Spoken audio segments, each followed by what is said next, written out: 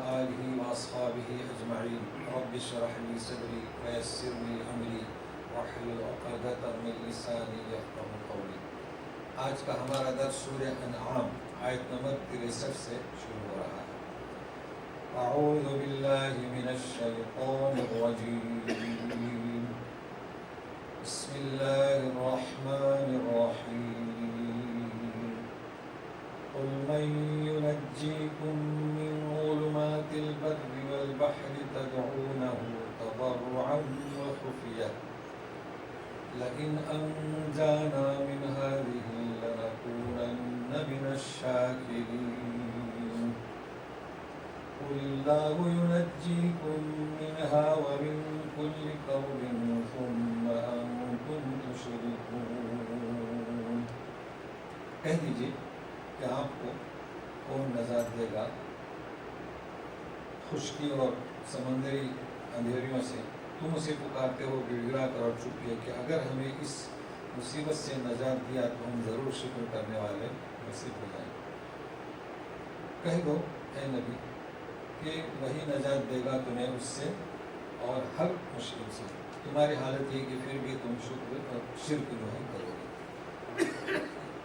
گزشتہ آیات میں یہ بتلایا گیا تھا وضاحت سے کہ نیند اور بیداری اور نیند سے بیداری میں آنا بعث اور موت حقیقی، تو گویا کہ موت حقیقی اور موت مجازی۔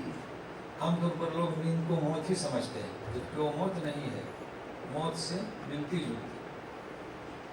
اور قیامت کا آنا، یہ ساری چیزیں گزشتہ آیات میں ہو چکی ہیں۔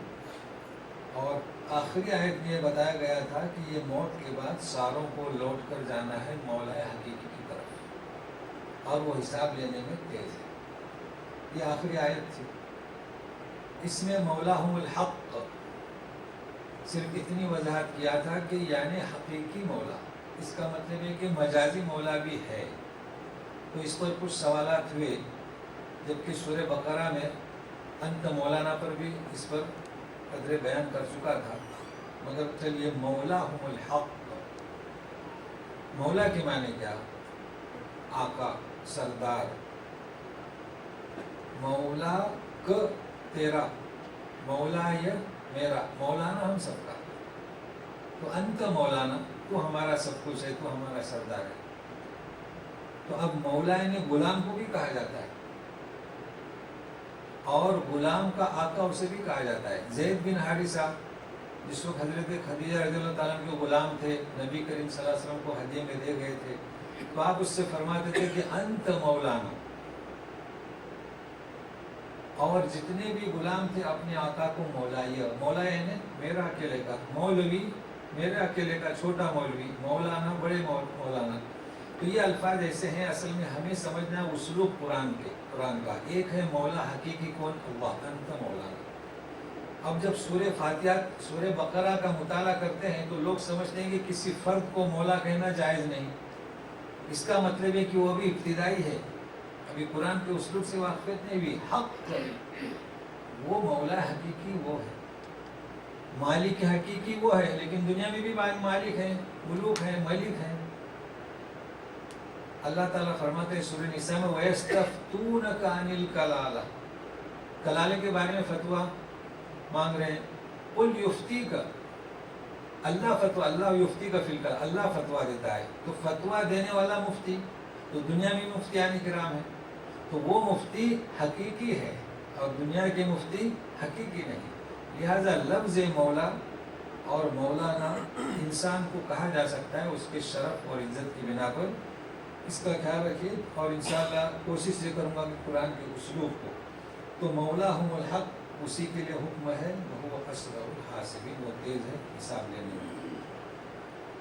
اب یہ بات پیش کی جا رہی ہے کہ پوچھئے ان سے، موت کا ذکر ہوا، نیند کا ذکر ہوا، قیامت کا ذکر ہوا، تو ان سے پوچھئے۔ تو کیا پوچھئے؟ قل، کہیے ان سے پوچھئے، کون نجات دے گا تمہیں من ظلمات البر والبحر، کہ خشکی اور سمندر۔ اور ظلمات جمع کس کی؟ ظلمت ان کی، تو معنی کیا ظلمتن کے؟ اندھیریاں. اندھیریاں وہ دن اور رات والی نہیں، بلکہ ظلمتن انسان کسی بھنور میں پھنس گیا. چلیے کشتی پھنس گئی بھنور میں دن کے اجالے میں، تو سامنے اب اندھیرا ہے. سمندر میں جو کشتیاں چلاتے ہیں وہ جانتے ہیں جب بھنور میں پھنستی ہے تو وہ سیدھا اندر ہی لے جاتی ہے، واپس نہیں ہو سکتی. اس کا ایک وہ تیز دھار رہتی ہے جب پانی لوٹتا ہے تو. یا چلیے ٹرین میں بیٹھے ہیں، برسات کے موسم میں کسی غار میں ٹرین کا ایکسیڈنٹ ہو گیا، اندھیرا ہی اندھیرا ہے، کہاں جائیں گے؟ یا کہ پلین ہچکلے کھا رہا ہے، اب کہاں جاؤ گے؟ تو یہ ہے اندھیریا. تو ظلمتن یعنی منزل مقصود اب پہنچنے کی کوئی امید نہیں. تو کہتے ہیں کہ کون نجات دیتا ہے آپ کو، یہ پوچھا ہے. تو تدعونہ تضرعا وخفیہ، تم اسے پکارتے ہو. کسے؟ اللہ کو. کیسے؟ تضرعا گڑ گڑا کر اور خفیہ چھپ کے. تدعونہ پکارنا مدد کے لیے. تو گویا کہ فطرت انسانی، ایک تو فطرت انسانی آخری حرف جس کا قصہ حضرت اکرمہ رضی اللہ تعالیٰ عنہ کا بیان کر چکا تھا کہ کشتی میں انہوں نے جو وعدہ کیا وہی کر دکھایا کہ میں اگر اس سے اللہ نے بچایا تو میں محمد صلی اللہ علیہ وسلم کے ہاتھ میں اپنا ہاتھ دے دوں گا. مگر یہاں انسان کی فطرت بیان کی جا رہی ہے کہ ایسے وقت میں تم اسی کو پکارتے ہو. کسے؟ اور کیا کہتے ہو؟ لیکن انجانا، اگر ہمیں نجات دیا تو ہم ہو جائیں گے شکر کرنے والوں سے. پھر کہا جا رہا ہے کہ وہی نجات دے گا تمہیں اس سے اور ہر مصیبت سے. پھر انسان کی فطرت تم تشرک، پھر تم کیا شرک کرو گے. تو مطلب کیا ہوا؟ مطلب یہ ہوا کہ کسی بھنور میں پھنس گئے تو تم جو پکارتے ہو اللہ کو، وہ اس لیے نہیں پکارتے ہو کہ اللہ حقیقی کو تسلیم کر لیا، بلکہ صرف اس لیے پکارتے ہو کہ اس مصیبت سے ہم بچ نکلے. تو جب مصیبت ٹل گئی تو پھر انتم تشرک. ہم نے دیکھا مشاہدے میں زندگی بھر نماز نہیں پڑھتے، جب بیماری لگ جاتی ہے بڑھاپے میں اب دعا کرتے ہیں کہ اگر مجھے اس بیماری سے نجات ملی تو میں مسجد میں نماز کی پابندی کروں گا. چونکہ یہ کیوں کہہ رہے تھے؟ بیماری سے نجات پانے کے لیے. نماز کی کوئی ترغیب نہیں تھی. جب اچھے ہو جاتے ہیں پھر وہی نماز کی پابندی نہیں. تو یہ فطرت انسانی ہے، چاہے مشرک ہو چاہے مومن ہو. دیکھا ہوگا آپ نے جتنے بوڑھے لوگ جب بستر مرگ پہ لیٹ جاتے ہیں تو وہ یہی تمنا کرتے ہیں. تو مقصد ان کا کیا؟ تو فطرت کو بیان کیا جا رہا ہے، تم بھی تشرک. اچھا اب چلیے، ظلمات البر والبحر، یہ تو ترجمہ ہوا مختصر سا. سنیے غور سے، گزشتہ بھی ہو چکا ہے یعلم ما فی البر والبحر. آج کیا ہے؟ ظلمات البر والبحر. کلام پاک میں ظہر الفساد فی البر والبحر. احادیث میں دعا، یہ اہل علم کی دعائیں، امن مطمئنہ، حجاج، معتمرین، مسافرین فی البر والبحر. تو دو ہی کا ذکر ہے. تو جب پلین ہچکولے کھائے اور دعا مانگے تو اس کا نام کیا؟ چلیے ٹرین بھنور میں پھنس گئی، گاڑی پھنس گئی، کشتی پھنس گئی، تو سمندر اور خشکی اور پلین، ابھی سے کیا کہیں گے؟ ذرا کٹوریے تو صحیح، کیا کہیں گے؟ کہیں بھی الفاظ نہیں. جو کا عربی میں کیا کہا جاتا ہے؟ اسے جو، یہ قاعدہ بیان کر رہا ہوں، اسلوب اسالیب قرآنی. تو جو کا ذکر نہیں. تو سنیے، یہی وہ بات ہے، یہی وہ علم ہے، یہی وہ فتاوے ہیں. تو فتاوے صادر ہوتے ہیں. سنیے، البر والبحر، تو بر کے اوپر جو جگہ ہے آسمان تک وہ بر، یعنی کیا؟ خشکی. اور سمندر کے اوپر آسمان تک جتنی خلا ہے وہ بحر یعنی سمندر. لہذا جو کوئی چیز نہیں، آسمان اور چیز ہے. تو سارے مسائل کس کے؟ بر کے اور بحر کے. اس اسلوب کو سمجھ نہیں پائے، اس اسلوب کو سمجھ نہیں پائے، اس لیے مسائل پیدا ہوئے کہ کشتی تو لکڑی کی بنی ہے، نماز جائز ہے کہ نہیں. تو مٹی ہی چاہیے. اسی لیے کچھ لوگ کربلا کا ہی پتھر لا لے آتے ہیں. تو اس کو جو قرآن کیا ہے، بر سے آسمان تک جو جگہ ہے وہ بر، چاہے لکڑا لگا ہو چاہے تانبا پیتل لگا ہو. اللہ دیکھیے حرم پاک کعبہ، ٹھیک ہے، نیچے طواف کرتے ہیں. کچھ لوگ پہلے منزل پر کرتے ہیں، اب دوسرے پر کریں گے، تیسرے پر تو خلا کعبہ نظر نہیں آئے گا. یہ اسلوب یاد میں رکھیے، کعبہ کے اوپر جو خلا ہے وہ بھی کعبہ ہے، آسمان تک کعبہ ہے. کیوں؟ وہ بر ہے. تو سمندر سے اوپر جو بھی جگہ ہے وہ کیا ہے؟ باہر ہے.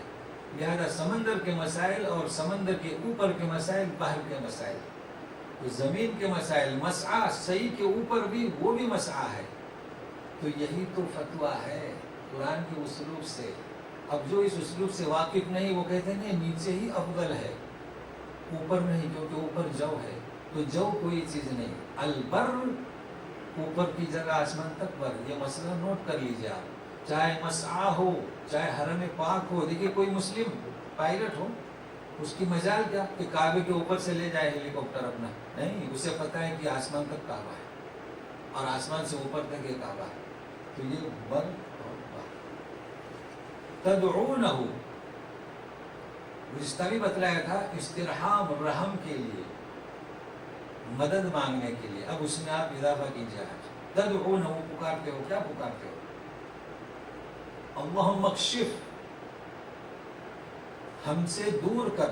اللہم اشفی، ہمیں کیا نجات دے، شفا عطا فرما، ہے نا. رب اغفر لی، ہماری مغفرت کر. کیا سیگا ہے؟ قاعدہ ہے، امر کا سیگا ہوا نا، امر. تو اللہ تعالیٰ فرماتے ہیں اقیم الصلاۃ، نماز کو قائم کرو. لا تشرک باللہ، یعنی افعل ولا تفعل، کرو اور نہ کرو. تو ہم بھی کہتے ہیں کہ اے اللہ مشکلات سے دور کر، ہمیں فلاں چیز سے بچا. تو افعل ولا تفعل، تو فرق کیا امر میں اور دعا میں؟ فرق کیا؟ کہتے ہیں ربنا آتنا فی الدنیا، امر ہوا نا. رب اغفر لی ورحمنی واہدنی، امر ہوا. اہدنا الصراط المستقیم، امر ہوا. اللہ ہی فرماتے ہیں کہ اقیم الصلاۃ. ہاں، کیا فرق ہے؟ تو سنیے، جب بندے کی طرف سے ہوتا ہے امر تو یہ امر کس میں تبدیل ہوتا ہے؟ درخواست میں.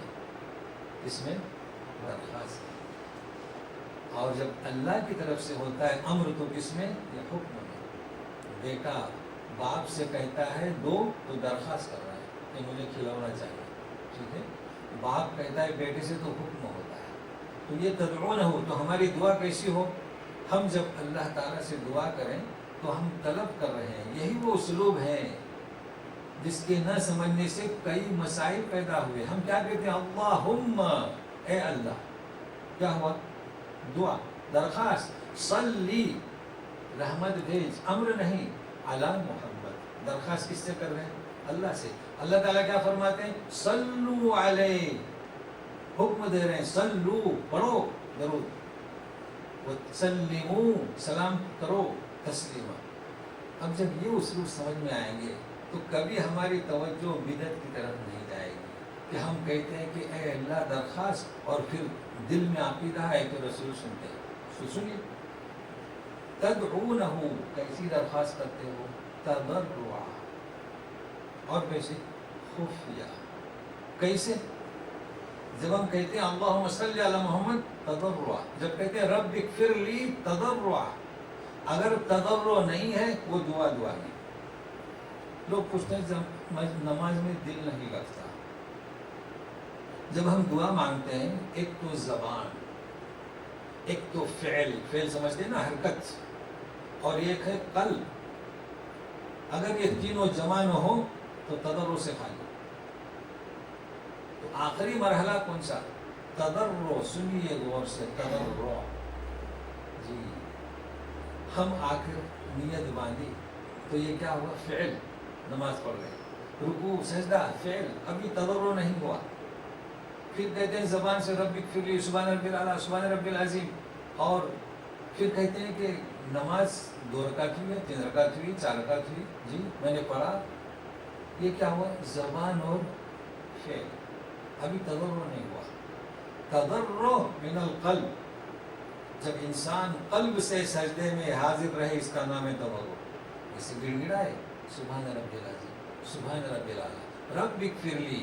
آپ اس صفات کو جو بیان کیا ہوں آزما کے دیکھیں، اس نماز میں جس میں صرف فعل اور زبان، اور وہ نماز جس میں تضرع قلب سے، اللہ اکبر قلب سے، سمع اللہ لمن حمدہ قلب سے، زبان فعل اور قلب، اس کا نام ہے تضرع۔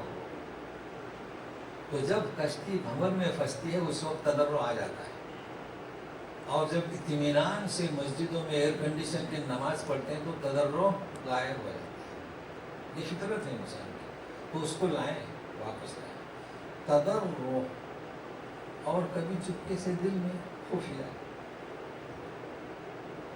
لئن انجانا، اللہ انجانا، اوپر دیکھ رہے ہیں ینجیکم، کیا ہے اوپر؟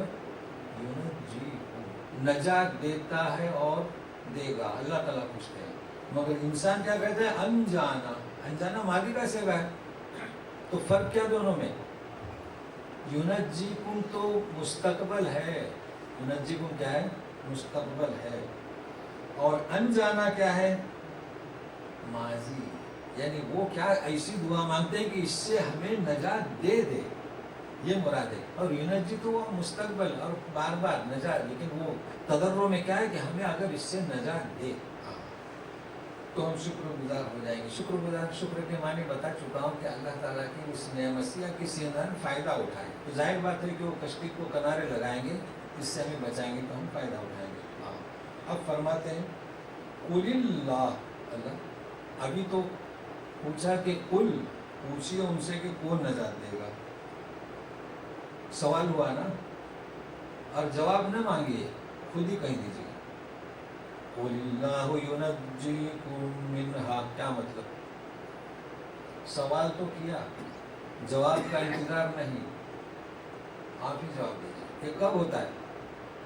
چاہے مؤمن ہو چاہے مشرک ہو، یہ یقین ہے، اس کی فطرت انسانی ہے، جس فطرت پر اللہ نے پیدا کیا وہ یہی کہے گا کہ اللہ، اس وقت یہ جواب دیا جاتا ہے۔ آسمان و زمین کس نے پیدا کیا؟ جواب نہ دے، وہ یہی کہیں گے کہ رب نے۔ قل اللہ ینجیکم، تو کہیے، ان کے جواب کا انتظار نہیں، ینجیکم منہا ومن کل کرب، اس سے جس سے تم مانگ رہے ہو، اور ہر مصیبت سے، لیکن تمہاری فطرت کیا ہے؟ ثم انتم تشرکون، کہ پھر تم شرک کرو گے۔ تو یہ کیسی تنبیہ ہے؟ اور سنیے، یہ تم شرک کرتے ہو، بعد میں پلٹ جاتے ہو، وہ تو قادر ہے، کس پر قادر ہے؟ سن لیجیے، قل هو القادر على أن يبعث عليكم عذابا من فوقكم أو من تحت أرجلكم أو يلبسكم شيعا ويذيق بعضكم بأس بعض انظر كيف نصرف الآيات لعلهم يفقهون۔ کہہ دیجیے وہ قادر ہے، کیا مطلب قادر؟ آپ کو پھنسا دیا بھور میں، پلین ہچکلے کھانے لگا، تضرع خفیہ آیا، زبان فعل اور قلب اس نے بچا دیا، پھر وہی شرک، تو وہ تو قادر ہے۔ اس کے لیے کوئی جمع کرنے کی ضرورت نہیں کہ کیمیکل جمع کرو اور مہینوں سے بنائیے بم، نہیں، وہ تو قادر ہے، قادر مطلق ہے۔ وہ تو یہ کیا، اس سے بھی بڑا عذاب کس پر قادر ہے؟ ان یبعث علیکم عذابا من فوقکم، دیکھو 3 عذاب کا ذکر ہے، اور سننے کے لیے تیار رہیے۔ ایک عذاب کون سا؟ من فوقکم، تمہارے اوپر سے۔ دوسرا کون سا؟ تحت ارجلکم، پاؤں کے نیچے سے۔ تیسرا کون سا؟ او یلبسکم شیعا، یلبسا کپڑا پہنائے، شیعہ تفرقہ، انشقاق، اختلاف، لڑائی، پھوٹ۔ جی سنیے، کبھی تصور بھی نہیں کیے ہوں گے کہ کلام پاک کی یہ اسلوب ہے، اور کلام پاک کیا بیان کرتا ہے۔ وَيُذِيقَ بَعْضَكُمْ بَأْسَ بَعْضٍ، تاکہ چکھا ایک دوسرے کا مزہ۔ انظر کیف نصرف الآیات، ہم کیسے کیسے کھول کھول کر بیان کرتے ہیں، لعلہم یفقہون۔ اوپر سے عذاب، طیرن ابابیل، ہے نا پرندوں کا بول، ترمیہم بحجارۃ من سجیل، پتلی کنکریاں چونچ سے پھینک رہے تھے، یہ اوپر سے آتا، ریح صرصر آتیہ، اوپر سے ہوا،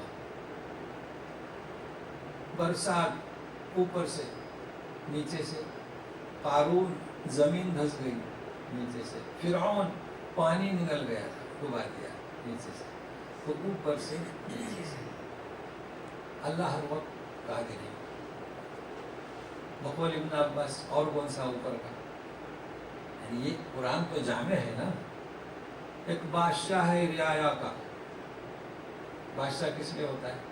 حفاظت کرے گی آیا کی، وہ بادشاہ بنتے بنتے موت کا بادشاہ بن گیا، اوپر سے آتا مولی گاجر کی طرح کاٹتے گیا آیا کو، ہوتا ہے نا، منسٹر ہو، بادشاہ ہو، حاکم ہو، ہوا ہے۔ آریوں نے، سماج والوں نے غیر آریوں کو گالی مجر کی طرح کاٹا۔ بخت نصر آیا، اسرائیلیوں کو نیز نابود کرنے کی کوشش کی۔ ہٹلر آیا، اس نے تو چند لوگوں کو چھوڑ دیا یہ کہہ کر تاکہ دنیا والے جانیں کہ یہ کیسے غلیظ لوگ ہیں، انہیں دنیا میں رہنے کا حق نہیں۔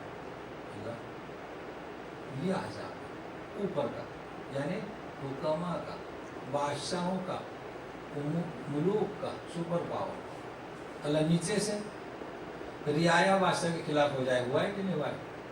ملٹری انقلاب لے آئے تو انقلاب ہی نہیں، اس بادشاہ کے سارے فیملی کو شوٹ کر دیں۔ کہاں سے عذاب آیا؟ نیچے سے، تو اوپر سے نیچے سے، دونوں مراد ہیں، اللہ کی جانب سے یا انسان کی جانب سے۔ مگر تیسرا عذاب سننے کے لیے تیار رہیے۔ سب سے پہلے تیسرا عذاب کون سا، پھر کیوں، اور حکمت کیا، اور امت مسلمہ کو کرنا کیا فرماتے ہیں، سنیے۔ او یلبسکم شیعا، میں بار بار کہتا ہوں تاکہ سنے غور سے، تاکہ آپس کی لڑائی، کس کی؟ آپس کی لڑائی، آپس میں ایک جماعت دوسری جماعت سے بھڑ جائے، یہ کیا لڑائی ہے؟ آپس کی لڑائی ہوتی ہے نا، آپس کی لڑائی، ایک ہی ملک میں، ایک ہی بستی میں، ایک ہی گاؤں میں، ایک ہی گھر میں بھڑ جاتے ہیں مسلمان، تو حدیث سنیے گا پہلے، تو پھر سمجھ میں آئے گی کوئی بات۔ مسلم کی حدیث ہے، اور اس سے پہلے یہ بھی سنیے کہ نبی کریم صلی اللہ علیہ وسلم کی ذات وہ ہے کہ قیامت کے دن لوگ حضرت آدم سے لے کر عیسیٰ ابن مریم تک جائیں گے کہ ہمیں کیا شفاعت، انکار کر دیں گے، مگر یہ ذات ایسی ہے کہ سجدے میں جھک پڑے گی۔ اللہ پوچھیں گے کہ کیا چاہتے ہو؟ کسی شاعر نے جمع کیا ہے نا کہ خدا پوچھے بندے سے کہ بول تیری رضا کیا ہے، وہ فرماتے ہیں، کیا فرماتے ہیں کہ میں نے 3 دعائیں مانگی، اتنی یہاں 3 عذاب ہے نا، ایک میں نے یہ دعا مانگی کہ اے اللہ میری امت کو اجتماعی ڈوبنے کی ہلاکت سے بچا، ڈوب کر، اجتماعی یعنی کیا؟ پوری امت، جیسے کہ نوح کی امت۔ ہلاک یعنی، ہلاک اور موت میں فرق ہے، موت تو طبیعی موت آتی ہے، ہلاک یعنی ایک بستی فائدہ اٹھا رہی ہے، اسے ہلاک کر دیا جائے۔ نوح علیہ السلام کو ان پر طوفان آیا، ہلاک کر دیا، کسی بستی پر زلزلہ آیا، ہلاک کر دی گئی، تو یہ ہوتی ہے ہلاکت۔ کہتے ہیں کہ موت کے گھاٹ اتار دیا، یہ نہیں کہتے ہیں کہ موت آئی، نہیں، موت اور چیز ہے۔ تو حدیث کے الفاظ کیا ہیں کہ اجتماعی ڈوبنے سے، ڈوب کر ہلاک ہونے سے امت کو بچا۔ اب ڈوبتے ہیں لوگ، کوئی کشتی الٹ جائے، کوئی لانچ ڈوب جائے، کسی ملک میں وہ سیلاب آ جائے، انڈونیشیا سے انڈیا تک پہنچے، لیکن امت نہیں، ٹھیک ہے۔ دوسری دعا مانگی کہ میری امت پر اجتماعی قحط آئے، قحط یعنی برسات نہ گرے، اناج غلہ سب مفقود، جیسے کہ مصر میں یوسف علیہ السلام کے زمانے میں ہوا تھا۔ اور تیسری کیا دعا تھی؟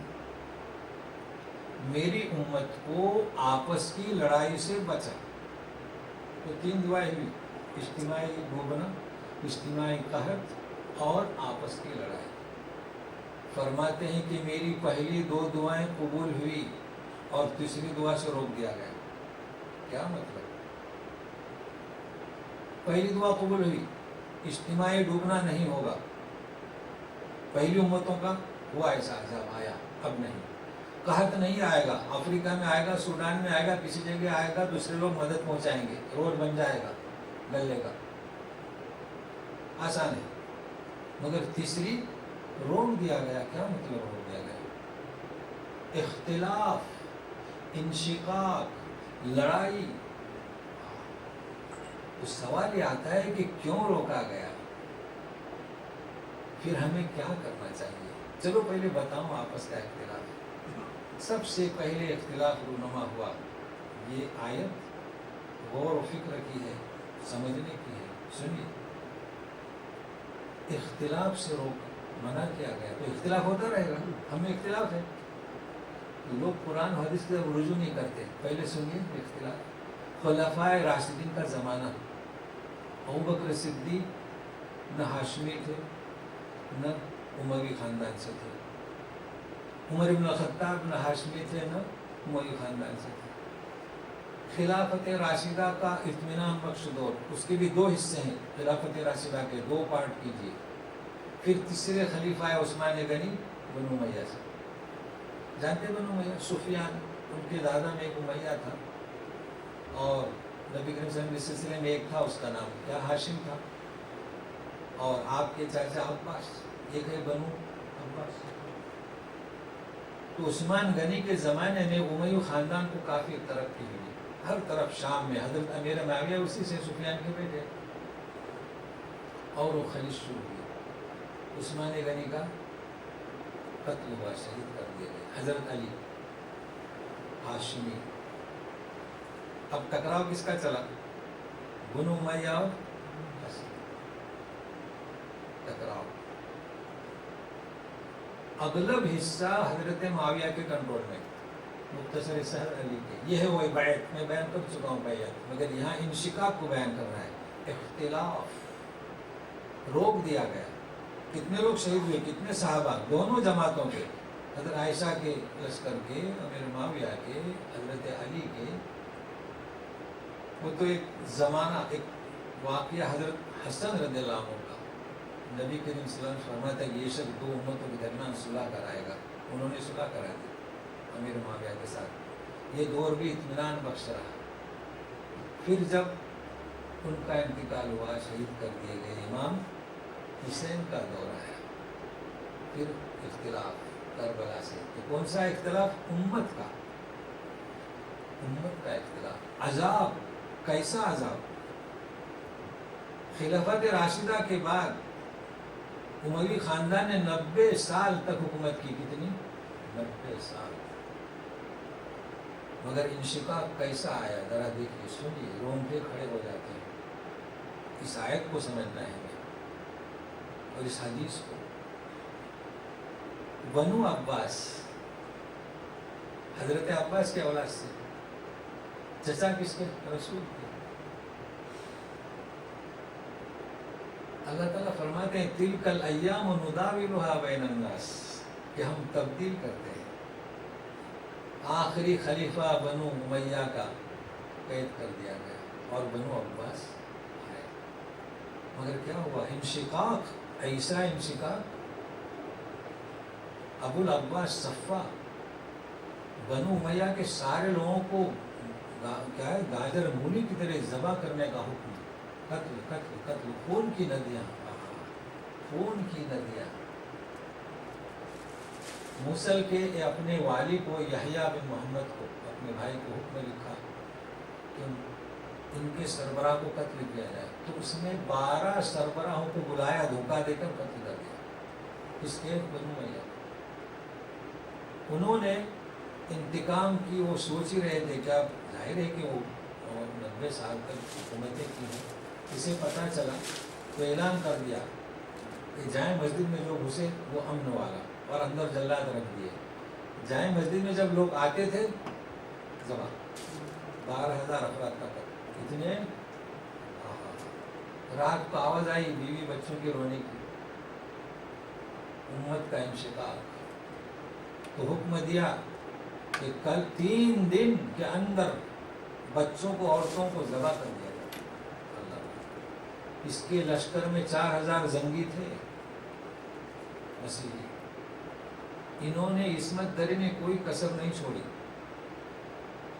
عورتوں کو پکڑ پکڑ اپنے خیمے میں لے گئے۔ چوتھے دن اس کی سواری نکلی، انشقاق امت، انشقاق امت، سواری نکلتی تھی، ایک عورت نے ہمت کر کے پکڑی لگام، جب کوئی لگام پکڑے بادشاہ سنتا ہے، کیا بولی کہ اے بادشاہ، اے حاکم،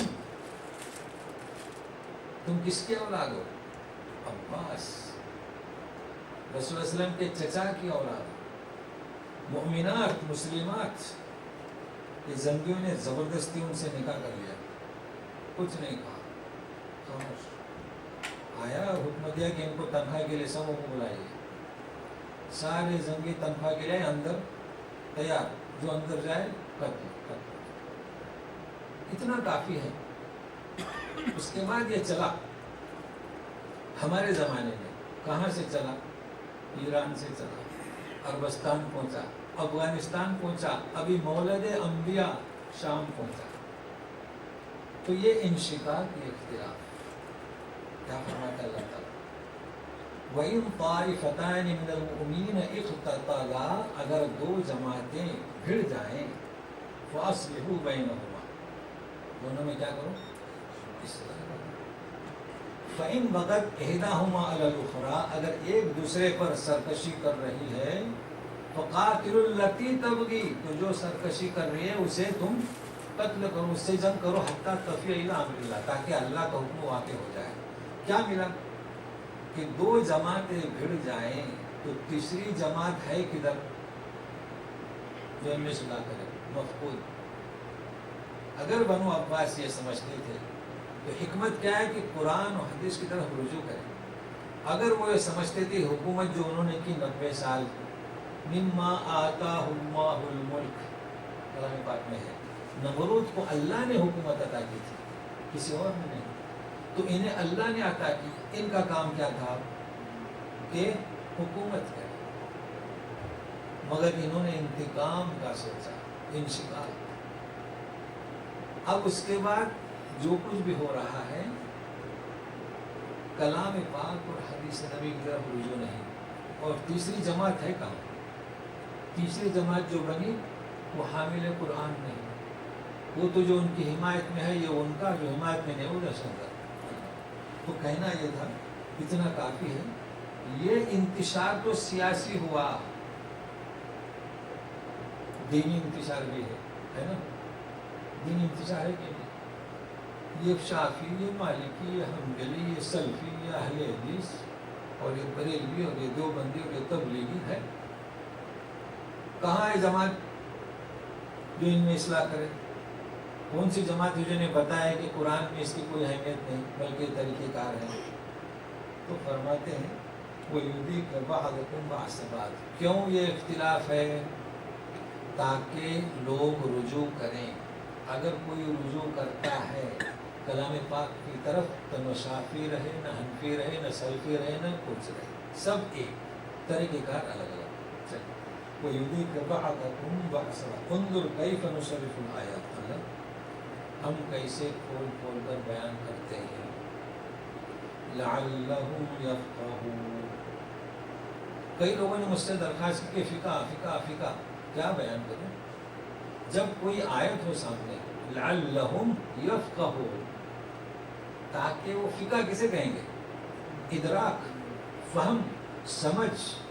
بخاری کی حدیث، نبی کریم صلی اللہ علیہ وسلم نے فرمایا ابن عباس کو لیا، اللہم فقہہ فی الدین، فقہہ فی الدین، کہ دین کی سمجھ عطا فرما۔ اللہم فقہہ فی التعویل، یعنی آیتوں کی تعویل، تفسیر سمجھ دے۔ اس لیے کئی آیات ایسی ہیں کہ ابن عباس، اکثر میں بیان کرتا ہوں مقولے کہ ابن عباس، تو اس سے بنا فقہ۔ فقہ یعنی کیا؟ سمجھ، ادراک۔ مگر یہ تو لوگوں نے اسے اپنا دین ہی بنا دیا. کیا بنایا؟ دیکھیے میں ایک قصہ سناتا ہوں، تحقیقی قصہ ہے. یہ فقہ ہم کہتے ہیں فقہ، ان کی کوئی غلطی نہیں. ظاہر بات ہے کہ جسے فقہ سمجھ ہو، امام ابو حنیفہ جسے فقیہ کہا گیا، امام مالک جسے فقیہ کہا گیا، تو سمجھ ہے. امام مالک سب سے پہلے امام مدینہ میں اپنا درس دیتے تھے، امام حنیفہ کوفہ میں، تو امام شافعی غزہ میں، جی امام بن حنبل بغداد میں اپنے دروس دے رہے ہیں. حاکم مدینہ امام مالک نے ایک فتویٰ دیا. کیا فتویٰ دیا؟ طلاق مکروہ. طلاق مکروہ کیا؟ پہلے عمرہ کا یہ دستور تھا کہ بستی میں گاؤں میں اگر کوئی لڑکی پسند ہے تو اسے اپنے حرم میں بلا لیا، ٹھیک. لیکن بسا اوقات کسی کی بیوی بھی کہ اسے طلاق دے دو ہم شادی کرتے ہیں، جی. تو لوگ رجوع کرتے تھے اماموں کی طرف. تو امام مالک نے طلاق مکروہ، اس کی زد ہوئی، انہیں بلایا اس سے رجوع کریں. انہوں نے اجتہاد کیا کہ یہ حق ہے. کسی کی سینے پر پستول رکھ دیں، بولو اللہ کی نفی کر دو، اور معبود کا اقرار وہ کرتا ہے اللہ کے یہاں، وہ اس کا اقرار قبول نہیں بلکہ وہ توحید پرستی ہے. تو یہاں بھی وہی حکم دو، بیچارہ غریب ہے طلاق دے دو، تو طلاق نہیں. پھر بھی انہوں نے کہا کہ مکروہ نہیں باز آئے تو کوڑے لگوائے. اخیر میں سواری پر گاؤں میں پھرایا کیا ایسا شخص ہے، اور بازو ان کے اتر گئے. تحقیقی قصہ ہوئی. اب بازو اتر گئے تو ہاتھ باندھے نہیں جا سکتے، تو ایسی اللہ اکبر اللہ اکبر. کسی حدیث میں نہیں ہے کہ ہاتھ چھوڑ کے نماز پڑھی جائے. ان کے خود فقہ میں نہیں ہے، موطا میں نہیں ہے، مگر یہ لوگوں نے فقہ کا مطلب ہی غلط سمجھا. اب اس کا سال کا عرصہ گیا ہوگا، 6 مہینے کا عرصہ گیا ہوگا، تو آپ دیکھ رہے ہیں بعض لوگ ہاتھ نہیں باندھتے، ہاتھ چھوڑتے ہیں. بتائیے فقہ کا کوئی قصور ہے؟ فقہ کا کوئی قصور نہیں. یہی بات میں نے بتایا تھا، گردن کا مسا، یہی الجھنے ہوئی ہے لوگوں کے سمجھ میں. فقہ کا کوئی قصور نہیں. انہوں نے اپنی اپنی جگہ پر اجتہاد کیا، اس لیے فقیہ امت کہلائے اس وقت کے زمانے کے. تو لعلہم یفقہون ہے کس کے لیے؟ تاکہ وہ سمجھیں. مگر ہم سمجھتے ہی نہیں. ہمیں یہی سمجھنا ہے کہ یہ مسئلہ امام مالک سے کس نوعیت سے صادر ہوا، تو عمل صادر ہوا، حکم نہیں، فتویٰ نہیں. اور ایسی دیگر مسائل ہیں. اگر ہم ان مسائل کو رجوع کہاں کریں؟ قرآن و حدیث کی طرف. لیکن کچھ لوگ ائمہ پر یہ حرف کرتے ہیں، کلام نہیں. ان میں سے ہر ایک نے کہا کہ ہماری بات قرآن و سنت کے مطابق ہو، وہی ہماری بات ہے. تو سنیے، وَكَذَّبَ بِهِ قَوْمُكَ وَهُوَ الْحَقُّ لَسْتُ عَلَيْكُمْ بِوَكِيلٍ. ہم نے کیسی کیسی آیتیں کھول کھول کر بتائیں اور آپ کی قوم نے جھٹلا دیا. بھی کسے؟ اس کلام پاک ہم کھول کھول کر بیان کر رہے ہیں، کیسے کیسے مسائل، کیسے کیسے مثالیں، اور آپ کی قوم نے جھٹلا دیا. وَكَذَّبَ بِهِ قَوْمُكَ وَهُوَ الْحَقُّ، اور وہ حق ہے. کیا مطلب ہے؟ ایک تو مولا حق، مالک حق، اور یہ کلام پاک حق، یعنی ثابت اور پائیدار ہے. اس کے مقابلے میں کوئی کتاب نہیں ہو سکتی. تو جب تیری قوم نے جھٹلایا، وہ جھٹلانا تھا، اور آج ہماری امت نے جھٹلایا، تو کون سا جھٹلانا ہوا؟ وہی جواب دیں جنہوں نے ترک کر رکھا ہے. وَإِذَا رَأَيْتَ لِكُلِّ نَبَإٍ مُسْتَقَرٌّ وَسَوْفَ تَعْلَمُونَ. اور ان سے آپ کہیے قُلْ لَسْتُ عَلَيْكُمْ بِوَكِيلٍ، تم نے جھٹلایا، ٹھیک ہے، تو میں تم پر وکیل نہیں، بلکہ میرا کام کیا؟ البلاغ، پہنچا دینا. تم یہ سمجھتے ہو کہ تم نے قرآن کو جھٹلایا اور وہ حق ہے، ثابت ہے، میں تمہاری وکالت نہیں کروں گا. اور ان سے یہ بھی کہیے تم نے جو قرآن کو جھٹلایا اور پوچھتے ہو کہ محمد صلی اللہ علیہ وسلم قیامت کب آئے گی، عذاب کب آئے گا؟ جھٹلانے کی وجہ کیا کہ بتاؤ. عذاب کہتے ہو نا، بتاؤ. تو ان سے کہو بتاؤ انہیں. لِكُلِّ نَبَإٍ مُسْتَقَرٌّ وسوف تعلمون. آپ پوچھتے ہو کہ قیامت کے بارے میں، عذاب کے بارے میں ہر ایک کا ایک وقت مقرر ہے. نبا کسے کہیں گے؟ ایک ہوتی ہے خبر، اور نبا ایک مہم. اللہ تعالیٰ فرماتے ہیں عَمَّ يَتَسَاءَلُونَ عَنِ النَّبَإِ الْعَظِيمِ. نبا ایک مہم خبر ہے وہ قیامت کی، اور خبر ہوتی ہے، روزانہ سنتے ہیں اخباروں میں. تو نبا کسی خبر کو نہیں کہتے، مہم خبر. مہم خبر کون سی؟ عذاب کی. مہم خبر کون سی؟ قیامت کے دن کی. تو کہہ دیجئے کہ ہر ایک واقعے کے لیے ایک دن ہوتا ہے، ایک جگہ ہوتی ہے. میں لوگوں یاد رکھتے ہیں برتھ ڈے، جی، دن، تاریخ، وقت یاد نہیں رکھتے. تو ہر واقعہ جو پیش آئے، دو چیزیں ہیں، زمان اور مکان. کس جگہ پر اور کس وقت میں. کسی کی پیدائش کس جگہ ہوگی، کس ہسپتال میں، کس بستی میں، کتنے بجے. جی، تو حادثہ پیش آئے گا، کسی کی موت واقع ہوگی، کس جگہ اور کس وقت. نبأ مستقر. تو تم پر عذاب آئے گا، اس کی بھی جگہ اور وقت مقرر ہے. تو قیامت، اس کا وقت کیا ہے؟ ان اللہ عنده علم الساعہ. وقت مجھے معلوم ہے. اس کی جگہ کون سی؟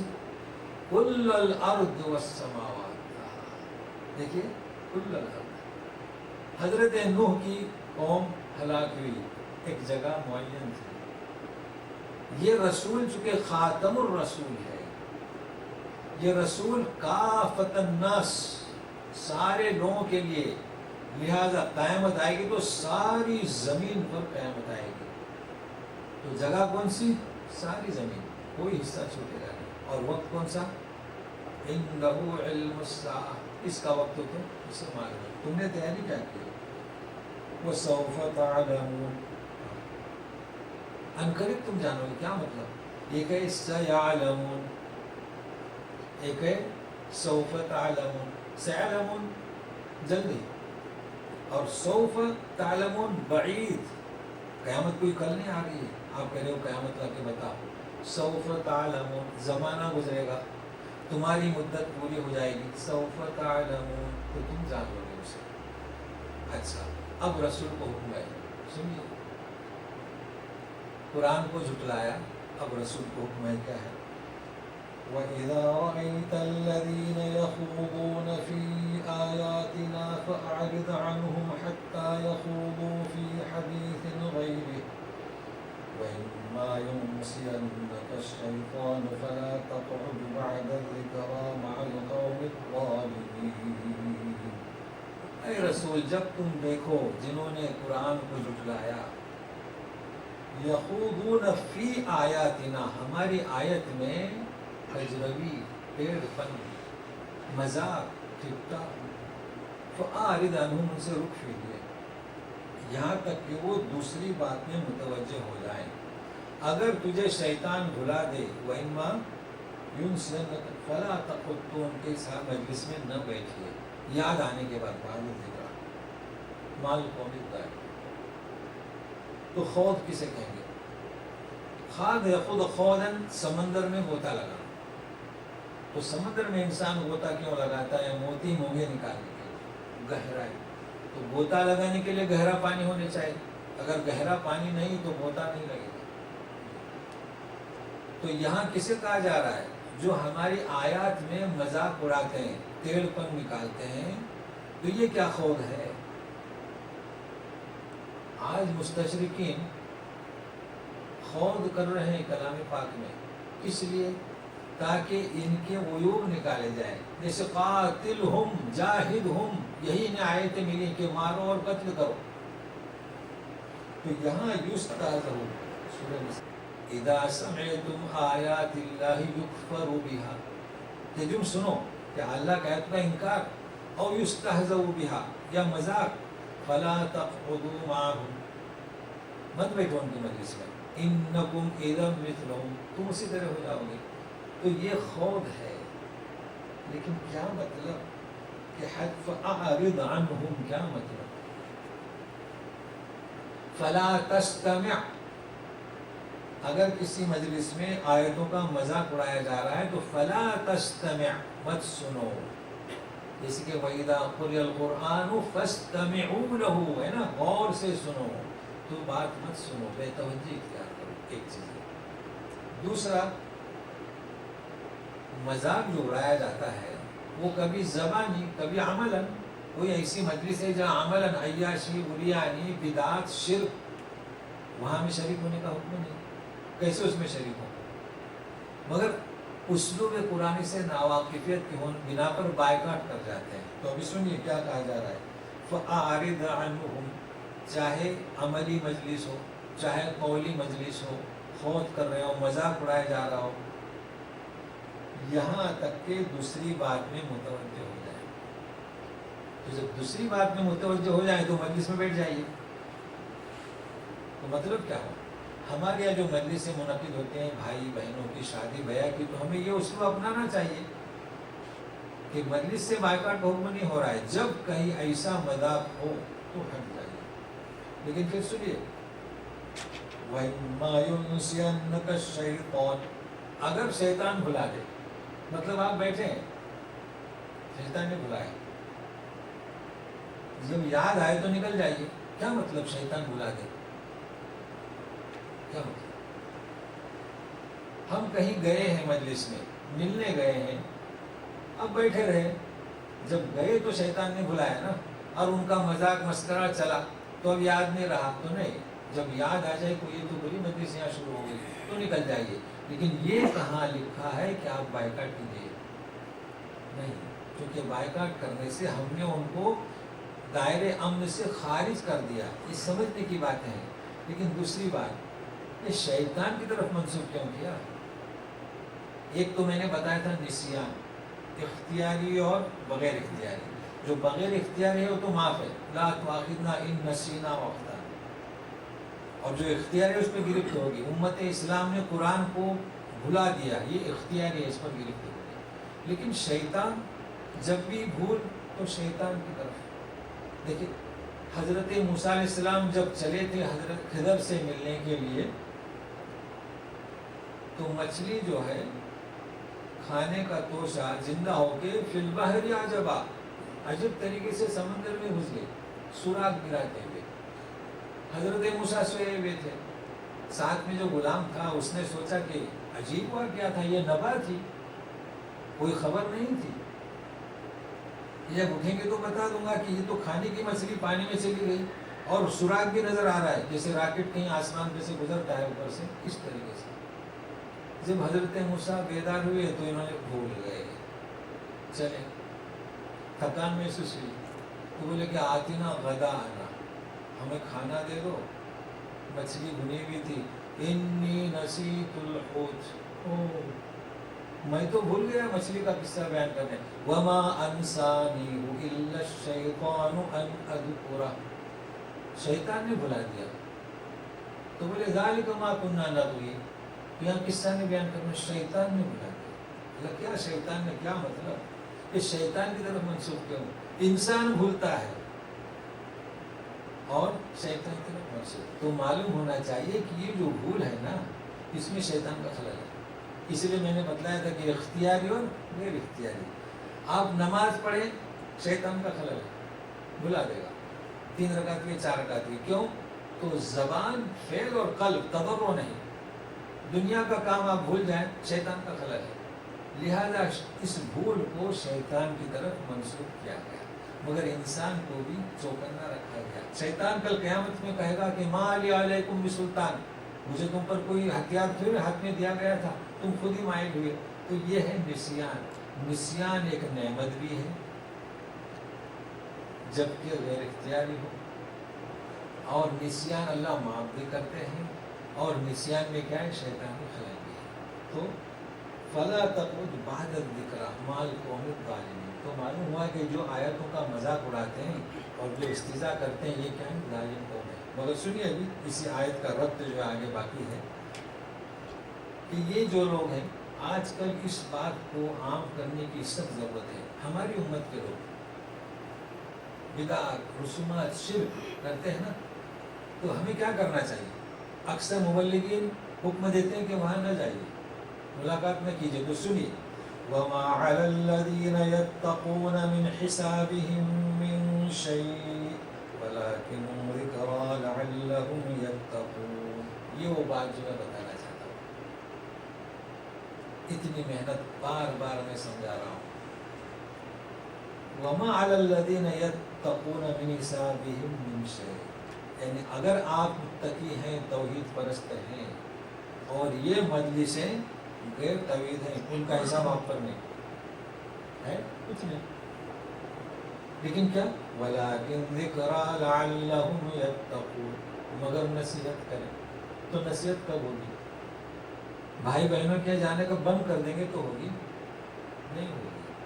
چلو بھائی شرک پرست ہے، بہن شرکیہ ہے، بدعت ہے، ہم نہیں جاتے، تو پھر نصیحت کب ہوگی؟ جائیے. نبی کریم صلی اللہ علیہ وسلم بھی جاتے تھے، میلوں میں جاتے تھے، اور بات کرنے کا موقع ملا تو بات سمجھاتے تھے.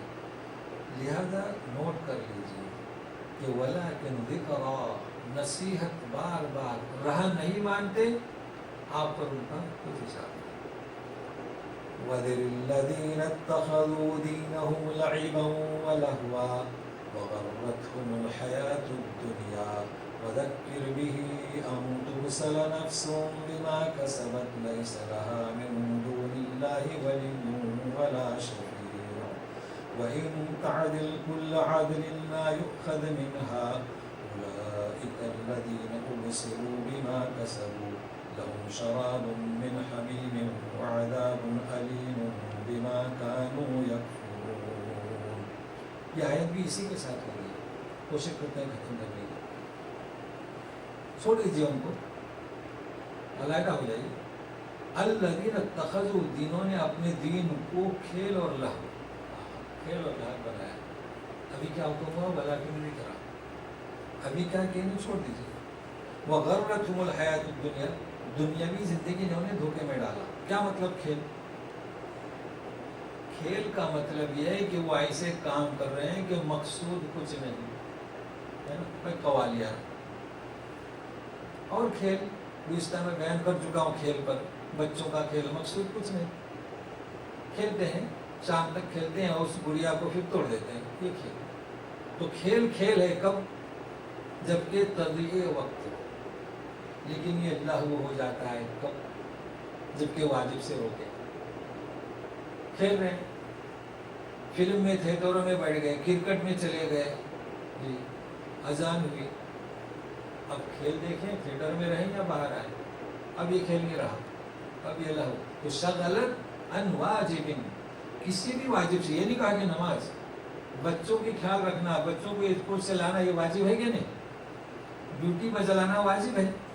تو ایسا کھیل جو واجب سے روکے لہو ہو جاتا ہے. تو جو کھیل اور لہو میں ہے، دنیا کی زندگی نے انہیں دھوکے میں ڈال دیا. کیا دنیا کی زندگی؟ دنیاوی زندگی، یہ مٹھاس، یہ رنگانیت، یہ رنگیلی پنا، تو وہ یہ سمجھتے کہ ہم اسی طرح رہیں گے، اور اس کا ذکر ہے غرتہم الحیات الدنیا. لیکن پھر فرماتے ہیں وذکر بھی، دیکھیے کہا جا رہا ہے کہ چھوڑ دیجیے، پھر ذکر بھی بار بار. کیا مطلب؟ چھوڑیے مطلب بے رخی اختیار کیجیے، پریشان نہ ہو، نالا نہ ہو، دم نہ گھٹائیے، ہلاک نہ کیجیے اپنے آپ کو. لیکن وذکر بھی، اس بات کو سمجھ لیجیے. ان تبصر نفس بما کسبت، تبصر مواخذہ، گرفت، کسی کی گرفت کی جائے جان کی، جو کچھ بھی اس نے کمایا. بما کسبت لیس لہا من دون اللہ ولی. کسبت، آج نوٹ کر لیجیے، کسبت کسی کہتے کسبت ہو جائے، 5 منٹ ہے. کسبت اور اکتسبت، میں قواعد بھی بتاتے جا رہا ہوں. کسبت ہے نا، لا یکلف اللہ نفسا الا وسعها لها ما کسبت وعلیہا ما اکتسبت، بار بار اب بتانا ہوگا. اکتسبت یا اکسب، پونجی سے زیادہ کمایا. کس سے؟ غور سے سنیے، کس سے زیادہ؟ پونجی سے زیادہ. 100 ریال کے 150 یا 10 ریال کے 100، اسے کیا کہیں گے؟ کسب. اور اکتسب، پونجی سے کم. تو کسب اور اکتسب، اکتسب بھی افتعال ہے. افتعال کے مطلب کیا؟ حرکت. افتعال کے معنی حرکت. تو جہاں حرکت کیا تو پونجی سے کم، اور جہاں حرکت نہیں کیا تو پونجی سے زیادہ. یہ مسئلہ کیسے حل ہوگا؟ یہ کوئی معمہ نہیں ہے. سنیے، بما کسب پونجی سے زیادہ کمایا، اور اکتسب، اور کسب میں حرکت نہیں کی، اور اکتسب حرکت کی اور پونجی سے کم کمایا. یہ کیا بات ہے؟ سنیے، پہلے افتعال کو یاد رکھیں. اصل مقصد ہے کہ باب افتعال کو یاد رکھیں. افتعال میں کیا ہوتی ہے؟ حرکت، اور اجر کتنا کم، اور فعل میں حرکت میں اجر زیادہ. وہ کیسے میں مثال دیتا ہوں. شمس اور قمر، عورت کو قمر سے تشبیہ دی، ٹھیک ہے نا، لیکن عورت کے چہرے کو شمس سے، عورت کے چہرے کو شمس سے. کیوں شمس کو شمس کیوں کہتے ہیں عربی اردو میں؟ سورج. اس لیے کہ جب انسان دیکھتا ہے سورج کو تو آنکھیں لوٹتی ہیں، بند ہو جاتی ہیں آٹومیٹک. آج بولیں گے نا جی. تو عورت کا چہرہ جب نظر آتا ہے تو آٹومیٹک نگاہیں نیچے ہوتی ہے. یہ فطرت انسانی احترام. تو عورت کا چہرہ بھی شمس. احترام جب خاتون کو دیکھتا ہے انسان تو آنکھیں کہاں جاتی ہیں؟ نیچے. تو اس میں کچھ حرکت نہیں کی. ایک خاتون آئی مجلس میں، ایک صاحب کی آنکھیں نیچے گئی تو اس کو ثواب زیادہ ملا. ایک صاحب ترچھی آنکھوں سے دیکھتے رہے تو حرکت کی تو ثواب کتنا ملا صاحب؟ کم. ثواب کا ہے کم. اچھا یہ کیسے معمہ حل ہوگا؟ حرکت نہیں کی. اللہ تعالیٰ فرماتے ہیں وَمَنْ جَاءَ بِالْحَسَنَةِ فَلَهُ عَشْرُ أَمْثَالِهَا. جو کوئی نیکی کرے گا تو 10. تو انہوں نے حرکت نہیں کی، آنکھیں نیچے ہوئے، کتنی نیکیاں؟ 10. ایک صاحب نے چوری سے دیکھنا شروع کیا، حرکت کی. وَمَنْ جَاءَ بِالسَّيِّئَةِ فَلَا يُجْزَىٰ إِلَّا مِثْلُهَا. اگر کوئی برائی کرے تو اتنا ہے. قاعدہ یاد رکھیے. مثال تو اس لیے دیتے ہیں تاکہ سمجھ میں آئے. پورے قرآن میں یاد رکھیے. افتعل حرکت اور ثواب کیا؟ راس المال سے کم. تو بما کسبت لیس لہا من دون اللہ ولی. نہ ولی نہ شفیع نہ مواخذہ. وہ کیا فدیہ؟ دیکھو 3 چیزیں ہیں. کہاں گئے وہ اولیاء پرست؟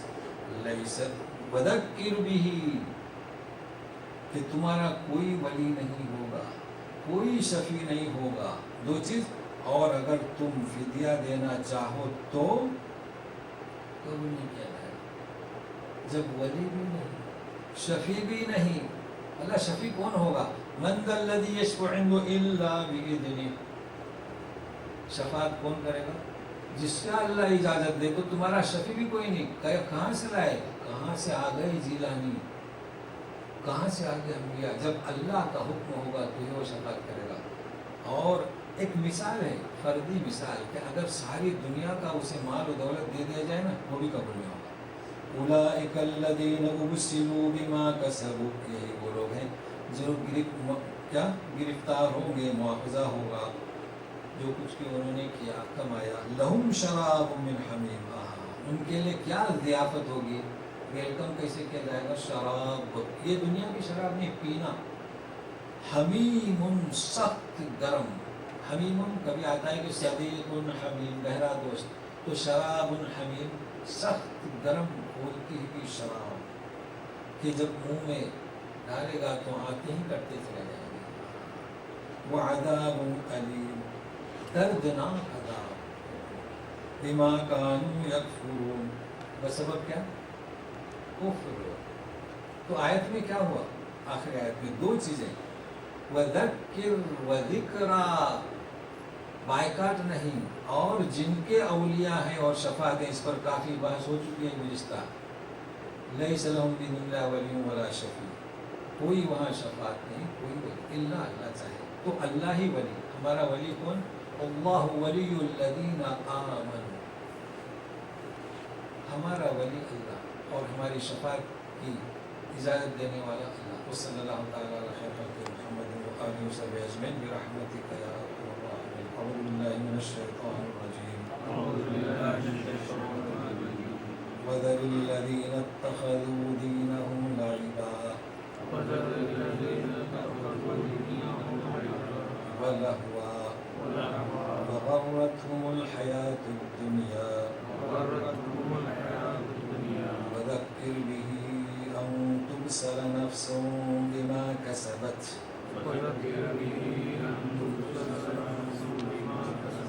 لیس لها من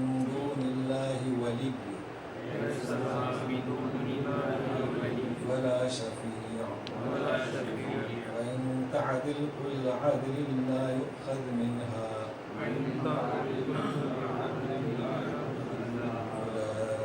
أولئك الذين أبسلوا بما كسبوا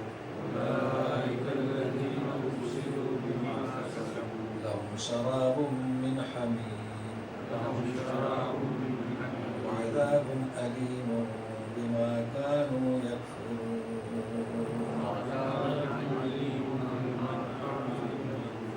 سبحانك اللهم وبحمدك أشهد أن لا إله إلا أنت أستغفرك وأتوب إليك. وعند إن شاء الله قل أنا أدعو من دون الله. حاضر ہونے کی کوشش کیجیے. چلیے.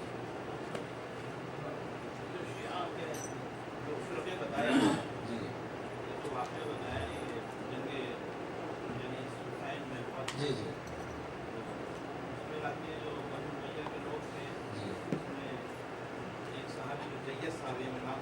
جی جی انہوں نے جنگ کو ختم کرنے کے لیے جی کہ حضرت علی جیت رہے تھے جی جی انہوں نے کیا کیا کہ قرآن کو لے کر جی جی اور کہا اس کو ہم حکم بنائیں گے. لیکن بعد میں کیا ہوا کافر علی کو ہے نا؟ یہ عمل جب کہ جیت صحابہ تھے یہ کیوں پائے سب لوگوں ایسا کرنا نہیں چاہیے تھا. ہاں یہ کئی چیزیں اصل میں اس میں بھی نا اصل اس میں ہمارے لیے ابھی تو میں نے اتنا مختصر کیا ہوں بہت کچھ ہے ورنہ اسی آیت پر اتنا قصے کا میں نے ایک جھلک بتایا ہوں کہ ایک جھلک ہوئی تھی انہیں حکم اللہ للہ تو علی کو کافر قرار دیا یہی وہ نوعیت ہے. اصل یہ کہ نبی کریم صلی اللہ علیہ وسلم نے فرمایا یہ حدیث میں نے جو پیش کیا کہ مجھے اس سے روک دیا گیا. اب یہ کہ یہ اختلاف قیامت تک رہے گا اور مشیت الہی تو اس کے بارے میں ابن عباس کہتے ہیں کہ وَلَن تَجِدَ لِسُنَّةِ اللَّهِ تَبْدِيلًا وَلَن تَجِدَ لِسُنَّةِ اللَّهِ تَحْوِيلًا. تو یہ تبدیلی تحویل اب نہیں ہو سکتی. اب اس کی حکمت کیا کہ قرآن کی طرف رجوع کریں چونکہ جنہوں نے قرآن اٹھایا تھا نا انہوں نے حوالہ دیا تھا حکم بنایا. اب انہوں نے اسے کافر قرار دیا حضرت علی کو جبکہ وہ صحیح تھا وہ ثالث تھا نا وہ ثالث تھا تو ثالث کو کافر قرار دیا. تو اب ثالث ہے کہاں سوال یہ آتا ہے. اب ثالث کا وجود ہی نہیں ہے. تو یہ وصیت بس دعا کریں کہ اللہ تعالیٰ ہمیں یہ انشقاق سے بچائے. جی بنائے تھے ہاں لیکن وہ پھر خلل آ گیا معاملہ بگڑ گیا مگر وہ ایک فرد تھا. اب یہاں کیا ہے ایک جماعت ہو فاصلحوا بینہما تو ایک جماعت کا فقدان ہے. جی جی جی جی صحابہ کے واقعات ہیں جی ہاں اسی لیے وہ اس کو بیان کبھی تاریخی حوالہ بیان کرنا چاہیے. نہیں تاریخی حوالہ بیان کرنا چاہیے اصل میں چونکہ اس سے کیا ہے ہمیں عبرت ہو. جیسے کہ ہمارے یہاں کچھ لوگ یہ شیعہ کو بالکل کافر کہتے ہیں تو میں ان سے کہتا ہوں کہ کیوں آپ انہیں کافر کا فتویٰ دیتے ہو. سعودی علماء کافر نہیں کہتے انہیں براہ راست تو یہ کہتے ہیں کہ صحابہ کو نہیں مانتے. تو میں ان کو حوالہ دیتا ہوں کہ صحابہ کو نہیں مانتے تو حضرت امیر معاویہ نے بھی بیعت علی تسلیم نہیں کی. اچھا عائشہ صدیقہ کے وقت میں ادھر ادھر کے صحابہ قتل و شہید ہوئے تو ان پر تو اللہ نے کفر کا فتویٰ نہیں دیا نا بلکہ یوں آیت ہے وہ اس وقت ظاہر میں نہیں کہ ان کی خالص قیامت میں اللہ تعالیٰ دور کر دیں گے. انہوں نے ایسے کام کیے ہیں کہ ہدایت ابھی ہدا و مقتدی تو ان کی یہ خالص سب قیامت میں ملنے سے پہلے دور کر دیں گے. تو حوالے کو دینے چاہیے. ہاں تو وہ فرقہ وہی ہوا نا اصل میں اموی اور عباسی. اچھا ایک اور نقطہ سنیے یہ جو شیعہ ہے نا یہ نا اموی سے ہے نا عباسیہ سے یہ نا اچھا پھر کیا سوال ہوا کہ بنو عباس ہے نا. اب بنو عباس تو حضرت علی اور فاطمہ تو شیعہ نا فاطمہ سے ہے نا علی سے ہے. اچھا کچھ لوگ علوی تو یہ حضرت علی تو اب انہوں نے کہا کہ ہمیں فاطمی چاہیے علی کو حضرت رسول کا خون نہیں تو فاطمی فرقہ پھر ترقی کر گیا شام میں. تو اس طریقے سے اختلافات ہیں اس کو آپ پڑھ لیجیے تاریخ میں بہرحال یہ انشقاق اور ہاں انہوں نے کیا نہیں تھا اصل میں وہ نہیں چاہتے تھے کہ بنو امیہ کا ہو چاہے بنی بس انہوں نے موقع لے لیا کہ ہماری حکومت چلے. اچھا ایک چیز نوٹ کریں کہ 5 سال سے زیادہ حکومت نہیں کر سکے بنو عباس. اموی کب 90 اور یہ 5 کیونکہ انہوں نے انتقام لینا شروع کیا. ہم دیکھیں بلکہ تیونس میں 300 سال ہوئے. ہاں جی جی صحابہ کے بعد 90. تو یہی تو سوچنا ہے نا. تو چونکہ قرآن اور حدیث سے رجوع نہیں ہو کر صبر کرتے کہ اللہ نے ہمیں دیا ہے, لیکن اس قدر خون بہا ہے کہ آپ پڑھیے تاریخ میں. تو یہی آج دونوں جنگوں میں جنگ صفین اور جبل میں تقریباً 1 لاکھ جی شہید ہوئے. تو ہم تو یہ سوچتے ہیں نا کہ آج ایک موت کا بادشاہ ہوا تو آج کل ٹی وی اور میڈیا اور چینل ہے, ہماری تاریخ میں بھی یہی ہو رہا ہے. اب وہ برما میں جو کیا لوگ بتاتے ہیں, ہمارے حکمرانوں نے بھی یہی کیا ہے, یہی کیا ہے. بس صرف آج کا ایک شو.